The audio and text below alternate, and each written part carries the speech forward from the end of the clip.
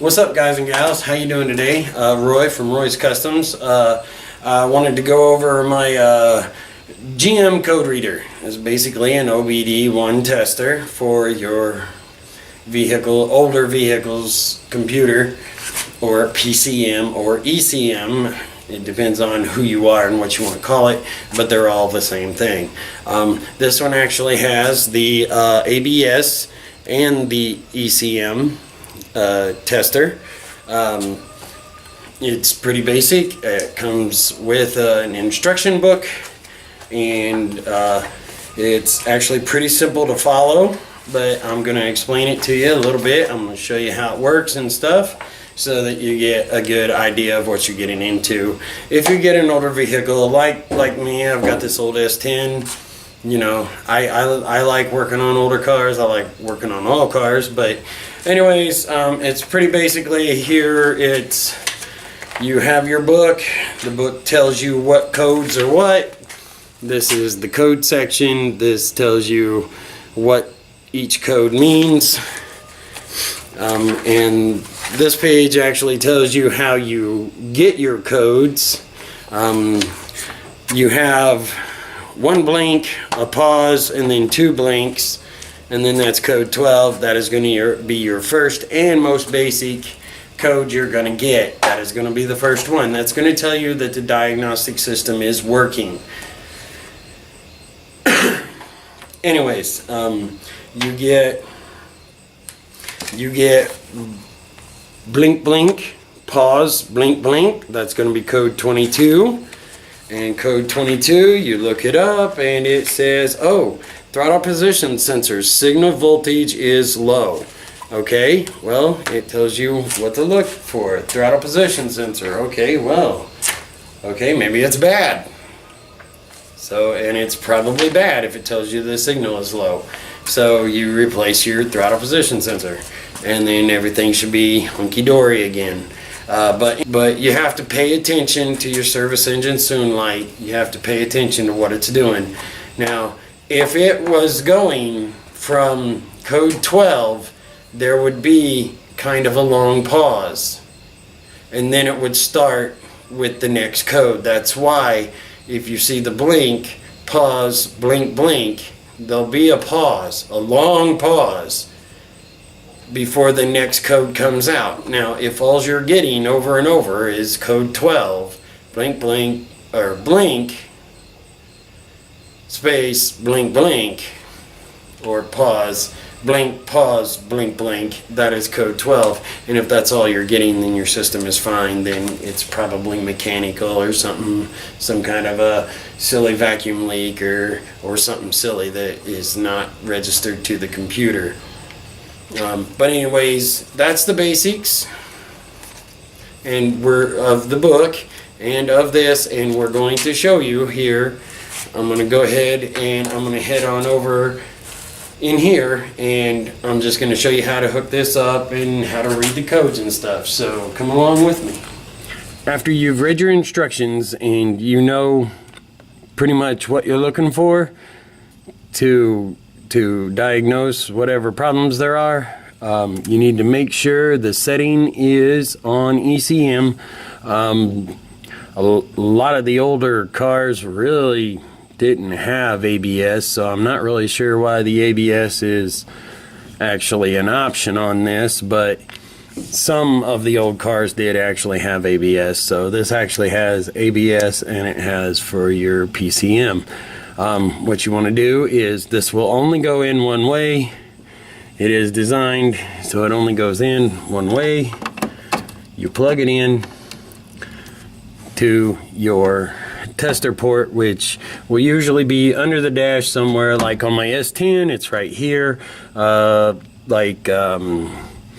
some of the old Buicks and stuff, and most of the older cars, passenger cars, it's over in this area somewhere. But anyways, you're on an S10, it'll be right here pretty much in the center.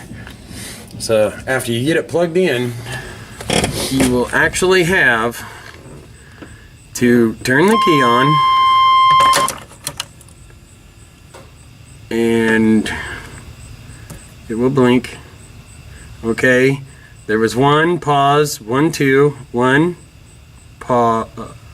Okay, that is code 12. That's telling you that the system is working.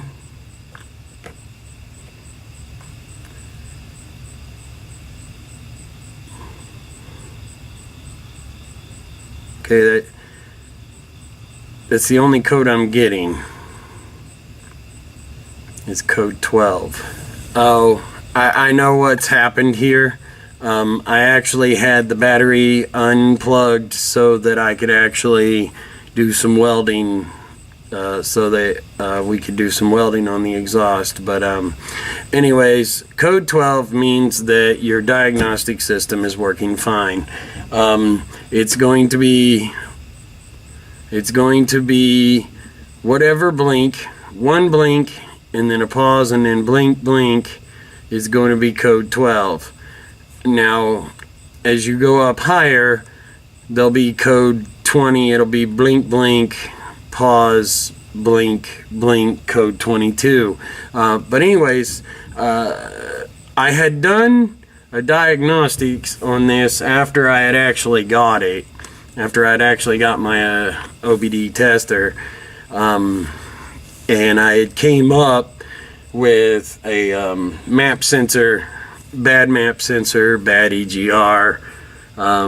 So I'm probably going to have to change those out eventually. The map sensor's not real expensive. The EGR is kind of expensive for what it is. But anyways, the point is when you're using your OBD1 tester, whether it's GM or Ford or whatever, it's still basically the same thing. It does the same thing. It says blink, blink, blink, or blink, blink, and then blink, blink, blink, whatever your code turns out to be. But you watch your service engine soon light, and it will blink. And you have to read the blinks, and then you actually will have to take your book and find the place where it actually has the codes, all the codes and what they're for. Like I say, code 12 just means it's diagnostic mode, and then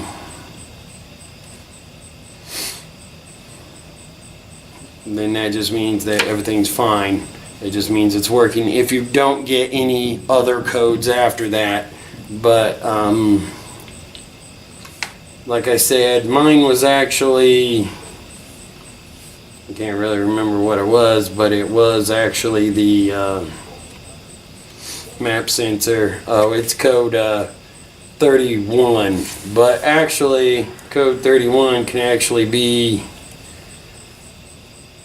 several different things, but on this car I don't have a turbo, and I don't have a cam sensor, so, and I don't have a park neutral switch. It could possibly be the fuel injector, and the purge solenoid voltage high carburetor engines. So anyways, this isn't a carburetor, it's EFI. So anyways, it'll see basically the top two is the only two that I would really want to look at. Code 31 would be blink, blink, blink, pause, blink. And then that would be code 31, which is the code that I came up with on one of them. It was the map sensor. And like I said, the other one was actually the EGR valve, which I can't even remember which one it was either, but I do remember it was EGR valve.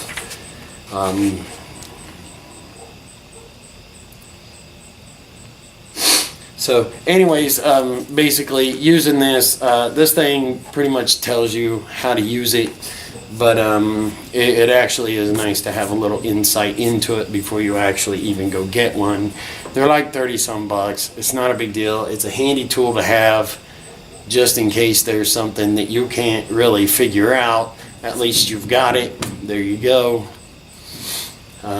Especially if you deal with older vehicles like I do. Like especially with this truck. Anyways, the GM code reader, the OBD one.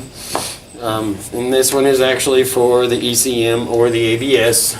Like I say, it only goes in one way, and then you turn your key all the way on, turn it all the way on. You don't start your engine, you turn it all the way on, and then you watch the blinks of the service engine zoom light.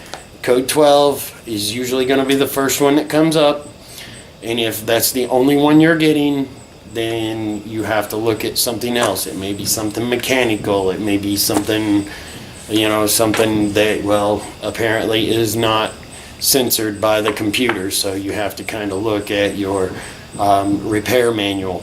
You'll have to get you a repair manual for your vehicle, and I wanted to mention that too. I have a Haynes manual. I have bought a Haynes manual for every single vehicle I've ever owned.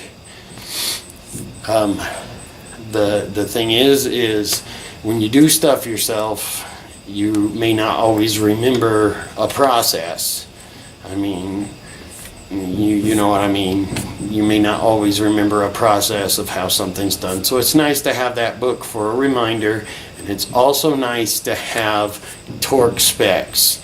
Mostly nowadays I get them for torque specs. Sometimes I have to reference for procedures, but for the most part I have my manuals for my torque specs. I have my code reader now for this, but I do have an OBD2 tester, and we'll go over that pretty soon, but I need my car for that, and the car is with the woman at work. So anyways, that's going to be it for this. I hope you got some insight on this. I hope it helps. Like I say, you get a manual with it anyways, but if there's anything that you don't understand, there's actually probably tech support on here somewhere, or you could go, oh, actually this is from Innova, which is actually what my OBD2 tester is. It's an Innova, and there is actually tech support on that as well. But anyways, this will give you a little insight on what you're doing, what you're looking for. Like I say, a lot of the older cars, some of them had ABS, some of them didn't, but this will actually test the ABS system too. But I appreciate you guys watching. Feel free to subscribe, and have a spectacular day or night, whichever one it is for you. Peace out.